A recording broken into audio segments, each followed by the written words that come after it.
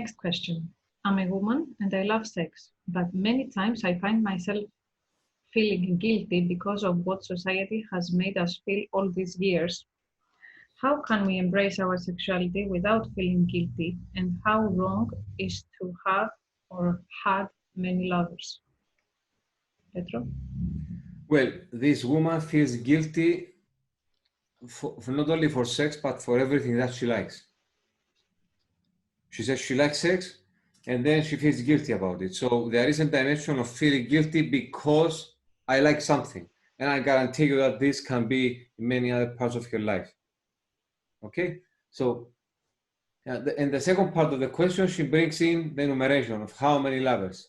Well, why should you, if it's enjoyable, then there is this enumeration, the numbering. I mean, you cannot, if it's enjoyable, then it doesn't have to be with a big number or a small number. It's enjoyable as long as it is enjoyable. If it enjoys you to have many men or women or whatever, doesn't matter, whatever you like. I forgot what I was saying, but there is something on the dimension of what is enjoyable that she feels guilt about, and then there is this talk about how many men I should sleep with. I mean, I don't think you should keep a log or something. As long as your life proceeds and you are enjoying yourself, do what is enjoyable for you. But either man or a woman, and I might be sound here a bit conservative, okay, if there is this constant dimension of the sexual repetition and sharing our bodies with, it says something about us. Because there are many people that they are seeking love, but what they are doing at the same time, it's an oxymoron. When they are seeking the love of the one, and they have this idea, I want to be with one person, to be in love, whatever, when they tell you their story, it's totally the opposite. So there is something probably unconscious that contradicts what they want. Okay, and this makes them suffer. And there was another part about after the how many lovers? Yes.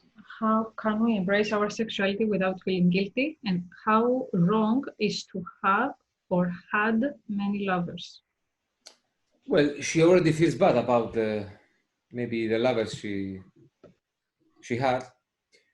You listen, if it feels okay on your being, on your body or whatever, but it's very important to see where do you want to direct your sexuality and your body and your life in general. Okay, if you want, the idea of having a family or having one love or whatever, then try to think to understand how you function, and then to search and find it. Because there is a phrase, very beautiful phrase from Lacan, who says, it doesn't matter how many lovers you have, if none of them gave you the universe. If you want the universe and none of them gave it to you, then you are on the wrong track. If you want to think like the playboy I said earlier, that he was an idiot. He had these pictures of his, just not like pictures, but he was so proud, to show to his friends. He had like 200 pictures of women he slept with. So this is what gave him an identity. In this trip to have many lovers, what do we want out of it? What do we want out of this? I mean, many people, they don't ask these questions. What do we want out of this trip? Do we want to find something? Are we looking for something? Do we enjoy just the casual sex? Okay, so if there is enjoyment of the casual sex, for example, nothing wrong with it, but then don't complain that you don't find someone to have a serious relationship. Don't contradict yourself. So everybody should ask this question: what do I want out of this? What am I looking something? Am I just, just having this casual thing? And the answers are very individual to us.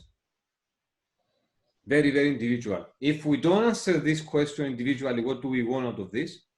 Then we are going to go with what the media is bombarding us. and these magazines about sexuality, about lovers, about one night stands or whatever. Okay, try to answer the question of what do you want by yourself without looking what is around you, because we look around us when we don't answer these questions privately and be honest with ourselves. So that's my answer. Thank you so much. Penny? Again, it's a question that opens up many things, including sort of where Pedro ended, which is the problematic that is implied here. A subject experiencing that problematic has the opportunity to really open themselves, to really ask for the rest of their life, in all things, what do I really want and what do I really feel about this?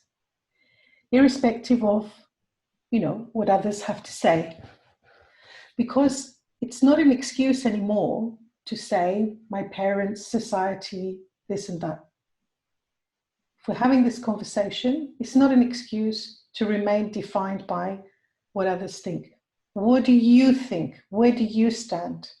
Open the question. Allow your inspiration, your own inner guidance to give you direction, because that's the only place that you're going to get real direction. So it's a great opportunity, in a way, to start with those questions and to ask yourself at every step in your life, where do I stand? It doesn't mean you're going to have the answers immediately. Maybe some will come immediately and some will not. But if you open the question, then your life can come to be informed in a way that you have a true sense of direction. For me, the question of guilt, one can approach it in two ways, at least two ways. One is at face value, that it's guilt. If we take it at face value, that what is being spoken about is guilt, Lacan's formula about guilt, which I like, I think it gives us a very, very good way to be direct about this. We only experience guilt when we're giving up on our desire. So if there is guilt, there is something more fundamental that the subject wants, that she, I assume it's a she, is giving up on. Now, if we don't take it at face value, we can say, is it guilt that she's experiencing or shame? And that's not the same thing. Shame is much more about being exposed as enjoying and feeling that one is, disregarded by the other or not looked on well by the other because of this or that. Okay? So this is about, social morality, which is usually quite hypocritical anyway. And again, these things can only really be fruitful if they're taken as an opportunity to open the question of your own desire, how you really feel about life, what makes you happy, what you would uphold. Consider if it was somebody else, what would you think about them? Because that gives you an idea about where you stand.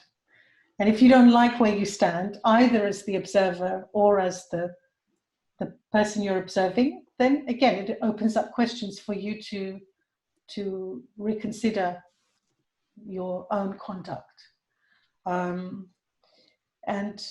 as Pedro said, the thing is that if you're doing something and you think it's wrong, then for you it's wrong. Not because society says so, or because your family says so, or because anybody else says so. If you're doing something and you believe it's wrong, then for you, it's going to have the effects on you of doing something wrong. It doesn't mean that the thing in itself is wrong in any objective sense.